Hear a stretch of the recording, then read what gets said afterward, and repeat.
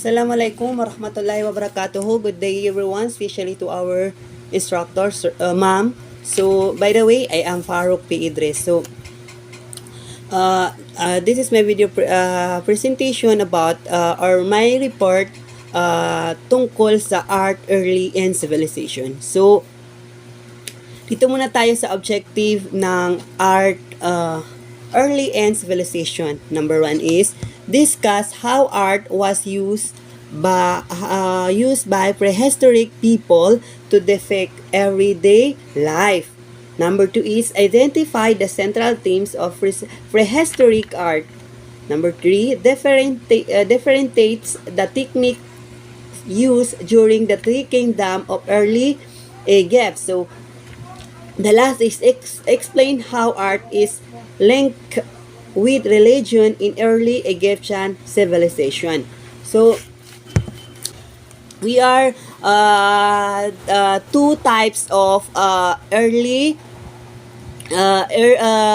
art, early civilization. Number 1 is prehistoric art, Egyptian art. So, hindi ko muna yan i-discuss kasi i-discuss yan ng aking mga kagrupo, mga kasama sa report na ito. So, dito tayo muna sa introduction. Introduction po ng art, early civilization. So, what is art in early civilization? So, the art of the ancient worlds revealed a tremendous amount to modern historian about the culture, values, and belief of this early civilization at a time when few people could read and write. So, when you say that art, early civilization is ito yung tumutukoy sa mga sinaunang mundo or sinaunang tao. Which is, ang mga tao kasi that time is hindi sila marunong bumasa or kakaunti lang ang marunong bumasa, magsulat. So, gumagawa sila ng art sa paraan na upang sila ay magkaintindihan. So, dito naman tayo sa Stone Age. It's a term used to describe a period of history when stone were used to make tools for survival. The term conjures an image men and women dressed in skin huddling before a fire in a cave. True prehistoric human world not necessarily possess the complex a rational capability to tell their story through written records and accounts. Some artifact in the form of cave painting and sculpture will serve as the storyteller. So, ang Stone Age is ito yung kung paano nag-survive ang mga sinaunang tao that time sa pamamagitan ng namuhay sila sa kabundukan or sa mga Stone Age, doon sa Stone Age na yon, paano sila nabuhay doon pero nakasurvive pa rin sila. So, that time kasi during Stone Age is wala kasing wala kasing mga there is no equipment, no machineries, no technology that time. So, gumawa sila ng art sa pamamagitan ng kung paano sila mabuhay.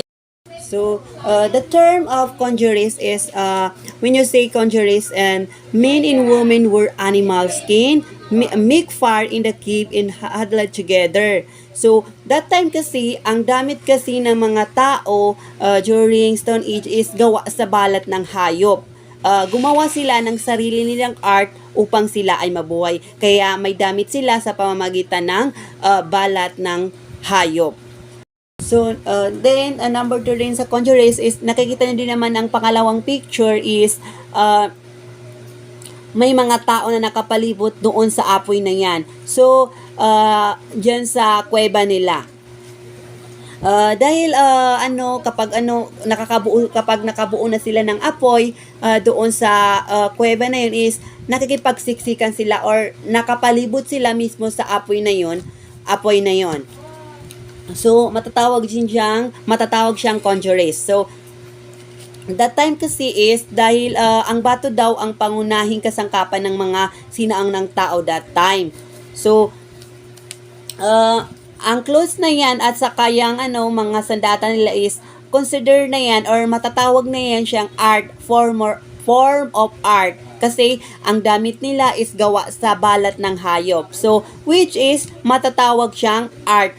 art po. Pasok po siya sa form of art. So, yan lang po.